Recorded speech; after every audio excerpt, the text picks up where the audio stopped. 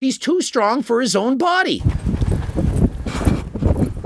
Oh, yeah. Immediately, he pulls back. I'm thinking, there goes the hamstring. Cramp? It ain't a cramp. It's definitely worse.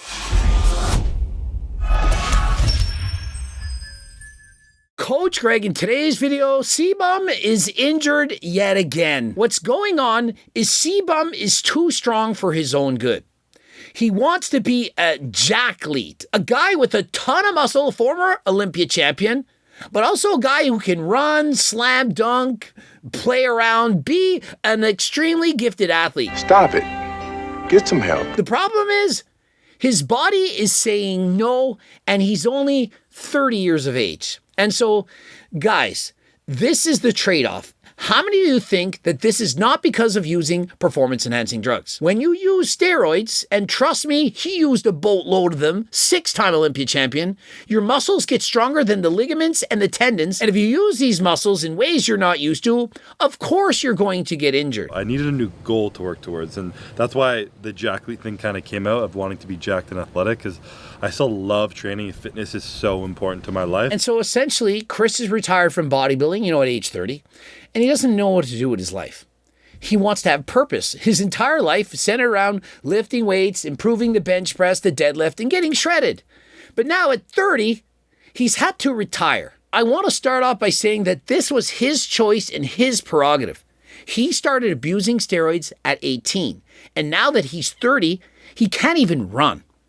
When he goes and tries to run, he gets injured. Chris has attempted to become athletic a number of times, and every time he continues to get injured. Whether it's his hamstring, his quad, his shoulder, his bicep, the list goes on and on. Had he stayed natural his entire life, I don't believe he would have ever gotten injured.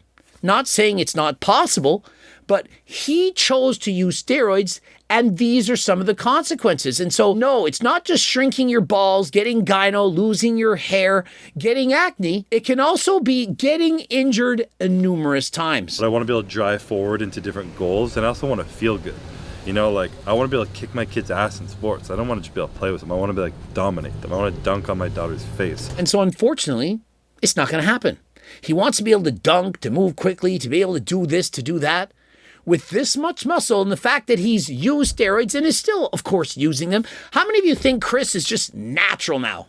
100% natural, not taking any performance-enhancing drugs. If I were Seabbum, and I'm not, and I know you can hate me for this, I would take up bike riding on Zwift. You sit there, you bike, not a big chance of getting injured. Now, you go outside and start racing bikes, say you're going to crash, you're going to get injured. It's happened to me a number of times. Chris needs to stop thinking that he's going to become a jacklete because he's simply going to keep getting injured. To the other part of jacklete, it's jacked athletic, but it's also injury prevention. Justin is huge on avoiding injuries and all these things. And so why is it that when he was sprinting at 50% and he was asked, how do you feel? Oh, I have very tight hamstrings. Why do you then go and run again? Only this time a little bit harder, only to end up being injured. And so if part of being a jacklete is not getting injured, this was a very poor way to start. Just like in bodybuilding, powerlifting, in anything, it's called progressive overload. You start easy and you progress harder. What he should be doing with running is starting off with a jog. Why are we sprinting the 40-yard dash, timing our speed, when you're not used to it? If you haven't ran in a while and you start sprinting, it's very easy to pull a hamstring, a quad, Achilles tendon. It happens all the friggin' time. And so please just don't. I'm all for being athletic. I'm all for training, but you have to know when is the time and when is not the time. And the first day after a long layoff, it's not the time to start sprinting. It's about creating a body that is unlikely to be injured. And I am not that right now. I am a body that is very prone to being injured. He knows it. He realizes it. Yet he's sprinting the 40-yard dash. And I'm probably at least a year off from actually being able to call myself a jacklete. So we're going to do some testing now as a very baseline thing. And so for the last year, he's been training, but he's getting hurt. And so Chris is either injured or training too hard. There's no in-between for him. Now, if he were to go off steroids and lose perhaps 20, maybe 40 pounds of muscle, I 100% believe that Chris could yet again be an athlete. The muscles wouldn't be too strong for his body, But as it stands, he's too strong for his own body. Hopefully it turns into something really cool and fun. Fitness is such a important thing for having meaning, why it's so important for mental health, growing, discipline, consistency, everything. Not saying he shouldn't train to be fit, but when your training leads to being injured, well, it's not good. What good is being fit if you're injured? 9'2". 9'2". Not terrible. I think Mike Israetel did one of these and people are roasting him. So as long as I don't get roasted like that. Of course, Seabbum hops further than Mr. Mike. Remember, Mr. Mike could barely hop a nipper. Seabbum jumping well over 9 feet. Very impressive. However, it's a little foreshadowing for what's to come next. And just run through it at like a 50%. Not wearing the best outfits 50%. 50%. That's 40? Notice the coach. 50%. Half-ass. Not getting injured. It's your first time. The coach is doing his best to minimize the risk of injury for Seabbum. He's doing his job. 50%. 50%. Don't get excited. 50%. 50%. That was my 50. It's not 50. Seabbum is not going to run at 50%. You really think if Seabbum can run a 40 in 5 seconds, you think he's running it in 10? He said 50%. As he starts to run, he's basically saying slow down. He's saying 50%, 50, no 50, 50 Seabbum. And what is Seabbum's response? You don't know how fast I am. Dude's gonna hit a 4.3 if that's 50. Felt excited when I bent over there. I couldn't do 50%. I couldn't do 50%.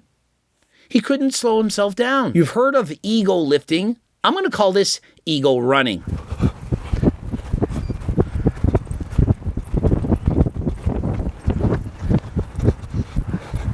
Okay.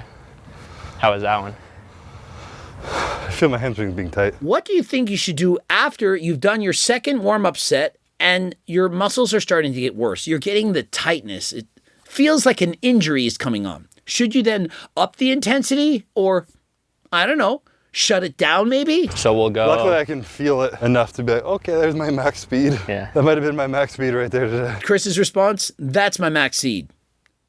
That's it. That's it. I'm bigger and stronger than Mike Mentzer. Is Chris bigger and faster than Mike Mentzer? He's certainly bigger and stronger than Mike Israetel, but is he in fact capable of running with 100% intensity? Of course not. I feel like an anime character who has like power within him that's unlocked and I need to like do things to pull it like it's there, but I can't access it, you know? And so Chris is describing it perfectly. I feel so much stronger than I'm presenting. I feel like I have explosive power. Like it's about to become unleashed, but as soon as I try to do it, I feel injured. I feel a pull, a tweak.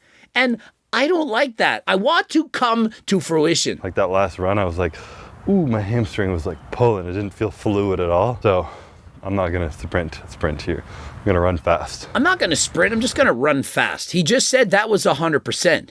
He likes the feeling of running, he likes the different training, but he's feeling that pain, that warning sign that he needs to be careful. I don't know if you can legally call it a sprint if you're not going full tilt. And again, no records are being set today. And so the coach has the timing device set up. Hey, Chris, remember, this is not to set a PR, we're not setting records. We just wanna time you right now. When you're a gifted athlete, there is no half-ass. You care about that time. He wants to break 5 seconds. He wants to go 4.3. Oh, yeah. You see it in his step. He's taking a step. Immediately, he pulls back. I'm thinking, there goes the hamstring. But ironically, it's actually his quad. Oh, yeah. You good? Cramp? Just pull a little bit of my quad there. And so the coach is saying, hey, is it a cramp? It ain't a cramp. It's definitely worse. Yeah, so you're good. 1 to 10.